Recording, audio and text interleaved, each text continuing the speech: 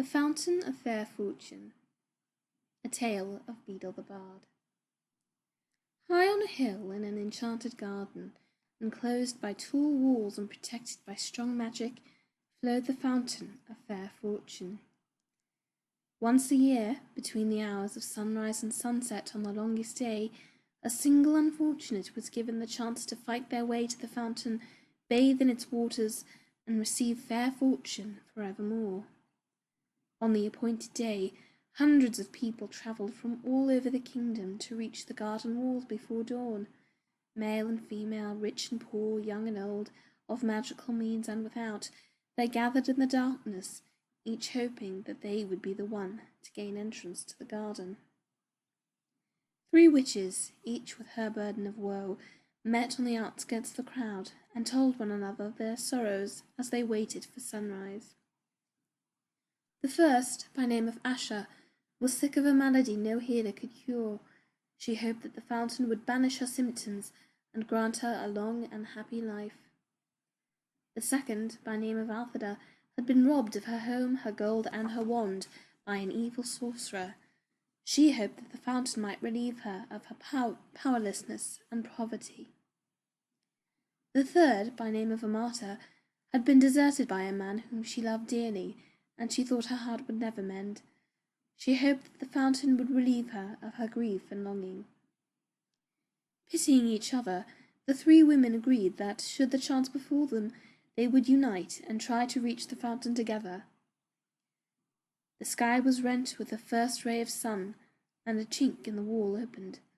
The crowd surged forward, each of them shrieking their claim for the fountain's benison. Creepers from the garden beyond snaked through the pressing mass and twisted themselves around the first witch, Asha. She grasped the wrist of the second witch, Altheda, who seized tight upon the robes of the third witch, Amata. And Amata became caught upon the armour of a dismal-looking knight who was seated upon a bone-thin horse. The creepers tugged the 3 witches through the chink in the wall, and the knight was dragged off his steed after them. The furious screams of the disappointed throng rose upon the morning air, then fell silent as the garden walls sealed once more. Asha and Altheda were angry with Amata, who had accidentally brought along the knight. "Only one can bathe in the fountain. It will be hard enough to decide which of us it will be, without adding another."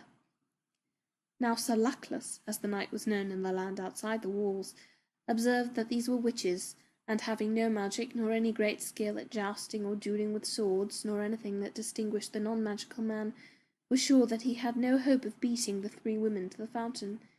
He therefore declared his intention of withdrawing outside the walls again. At this, Amata became angry too. "Faint heart," she chided him. "Draw your sword, knight, and help us reach our goal."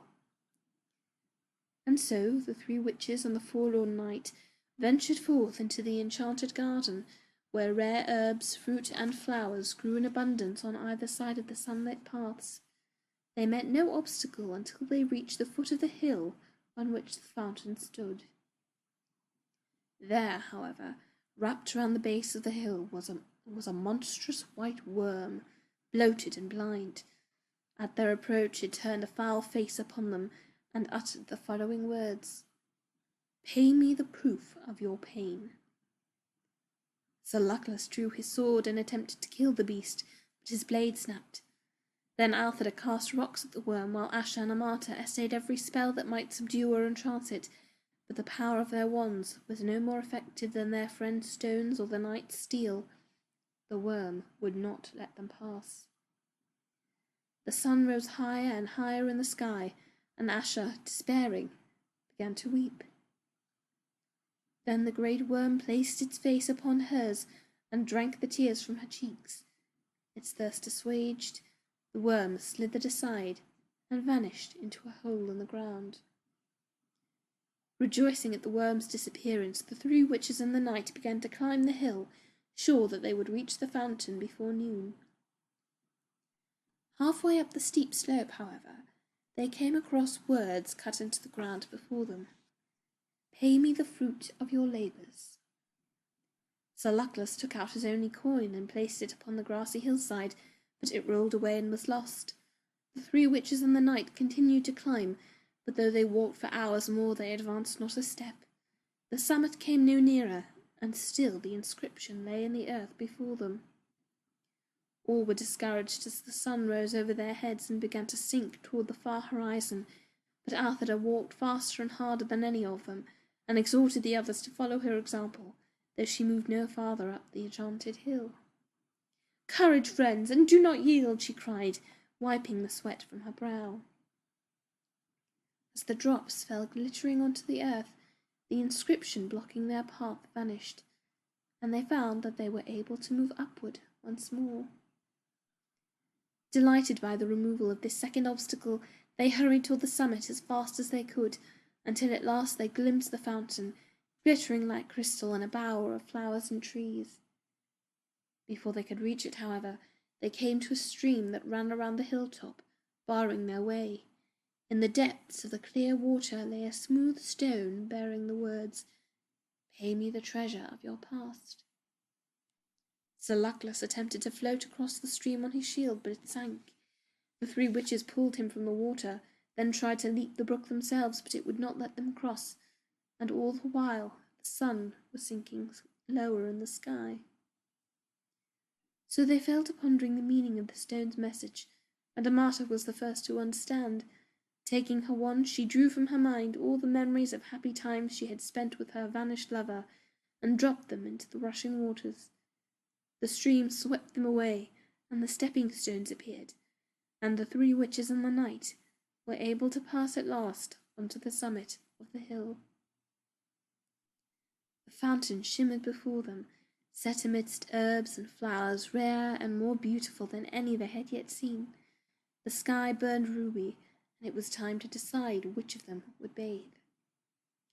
Before they could make their decision, however, frail Asher fell to the ground. Exhausted by their struggles at the summit, she was close to death. Her three friends would have carried her to the fountain, but Asher was in mortal agony, and begged them not to touch her. Then Althea hastened to pick all those herbs she thought the most hopeful, and mixed them in Sir Luckless's gourd of water, and poured the potion into Asher's mouth. At once Asher was able to stand. What was more, all symptoms of her dread malady had vanished. "I am cured," she cried. "I have no need of the fountain. Let Althea bathe." But Althea was busy collecting more herbs in her apron. "If I can cure this disease, I shall earn gold a-plenty. Let Amata bathe." Sir Luckless bowed and gestured Amata toward the fountain, but she shook her head.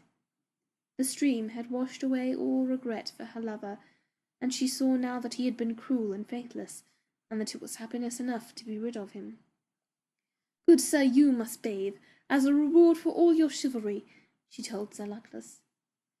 So the knight clanked forth in the last rays of the setting sun, and bathed in the fountain of fair fortune, astonished that he was the chosen one of hundreds, and giddy with his incredible luck.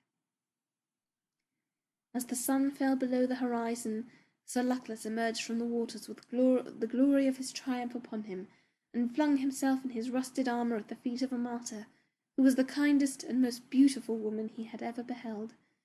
Flushed with success, he begged for her hand and her heart, and Amata, no less delighted, realized that she had found a man worthy of them. The three witches and the knight set off down the hill together, arm in arm, and all four led long and happy lives, and none of them ever knew or suspected that the fountain's waters carried no enchantment at all.